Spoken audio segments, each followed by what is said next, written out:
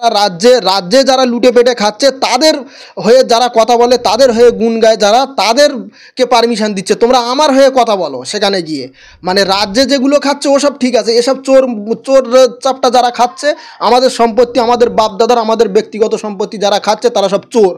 একদম open on ক্যামেরায় বলছি, তারা চোর। আমাদের সম্পত্তি তারা খাচ্ছে, তারা লুটে পেটে খাচ্ছে, দীর্ঘ ৭৪ বছর ধরে খাচ্ছে।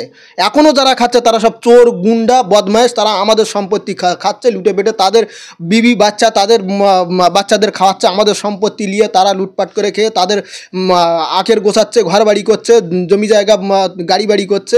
আমাদের বাপদাদার সম্পত্তি, যে সম্পত্তি আমাদের জন্য আমাদের বাপদাদারা রেখে দিয়ে গেছে, আমাদের পূর্বপুরুষরা রেখে দিয়ে গেছে, মুসলিম মেয়ে, গরিব অসহায় মেয়ের বিবাহের জন্য, মসজিদের জন্য, মাদ্রাসার জন্য, আমাদের মানে বাচ্চাদের লেখাপড়ার জন্য যে অকাপ সম্পত্তি রেখে দিয়ে গেছে, তারা লুটপাট করে খাচ্ছে। তখন আব্বাস সিদ্দিক ভাইজানের কেউ সাথ দেয়নি। আজকে আব্বাস সিদ্দিক ভাইজান দীর্ঘদিন চেল্লানোর পরে কেউ সাথ দেয়নি বলে অনেকেই সাথ দিয়েছে, আবার যারা ওই বেঈমান মোনাফেক তারা সাথ দেয়নি।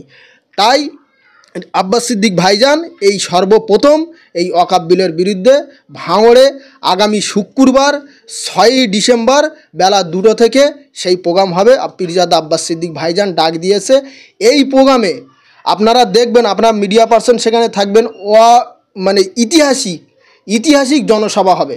এই জনসভা থেকে পুরো পশ্চিম বাংলা সহ টোটাল ভারতবর্ষের মুসলমানকে আমরা জাগাতে চাই, এবং যে শাসক দল এই আমাদের সম্পত্তি লুটপাট করে খেতে চাইছে, আমাদের সম্পত্তিকে, আমাদের ব্যক্তিগত সম্পত্তিকে তারা যে আইন করে তারা নিয়ে নিতে চাইছে, সেই শাসকের বিরুদ্ধে প্রকাশ্য জনসভা থেকে সেই শাসকের বিরুদ্ধে আমাদের সেখানে কথা হবে যে এই ওয়াকফ বিলের বিরুদ্ধে সমস্ত ভারতবাসীকে, সমস্ত মুসলমান জাতিকে উঠে আসতে হবে।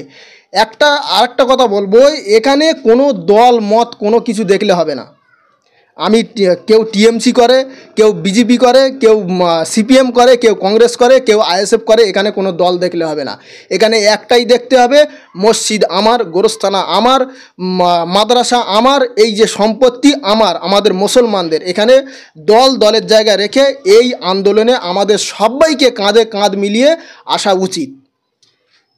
সেই ঐতিহাসিক জনসভায় কি শুধু সাধারণ মানুষ যেতে পারবে যারা আহলে সুন্নাতুল জামাতের সমর্থক রয়েছে, নাকি সেখানে বিভিন্ন রাজনৈতিক সংগঠনের মানুষেরা যেতে পারবে? দেখেন, এখানে এই যে জনসভাটা, এটা কোনো রাজনৈতিক সভা না, এটা আমাদের অস্তিত্ব টিকিয়ে রাখার সভা, গরিব মানুষের অস্তিত্ব টিকিয়ে রাখার সভা।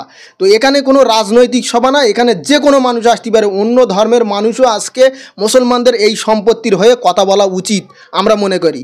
কারণ আজকে আমার বাড়ি ডাকাত পড়েছে, প্রতিবেশীর বাড়ি ডাকাত পড়েছে, অন্য প্রতিবেশী চুপচাপ মেরে আছে থাকবে, এটা ঠিক না। আজকে আমার বাড়ি ডাকাত পড়েছে, কালকে তোমার বাড়িও ডাকাত পড়বে, তখন কি হবে? তাই আজকে আমার সম্পত্তি হাতিয়ে নিতে চাইছে, কালকে ওই হিন্দুদের দেবত্ব সম্পত্তিও নিতে চাইবে, তারপরে আদিবাসীদের জল জঙ্গলের সম্পত্তিও নিয়ে নেবে। তখন কেউ কথা আর বলবে না।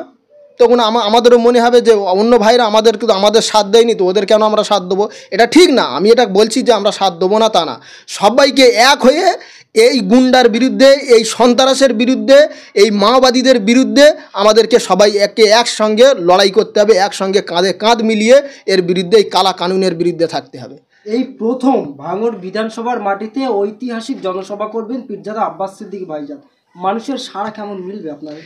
দেখেন, অলরেডি তো আমাদের পুরো একদম পাড়ায় পাড়ায়, বাড়ি বাড়ি, ডোর টু ডোর গিয়ে প্রচার চলছে। প্রত্যেক মানুষ, আর আমি আগেই প্রথমে বলেছি, পীরজাদা আব্বাস সিদ্দিকী ভাইজান নামটা হচ্ছে একটা ব্র্যান্ড। এই নামে যদি কোনো কিছু হয়, মানুষকে অত এখন আর বলতে লাগে না। আব্বাস সিদ্দিকী ভাইজান মানে একটা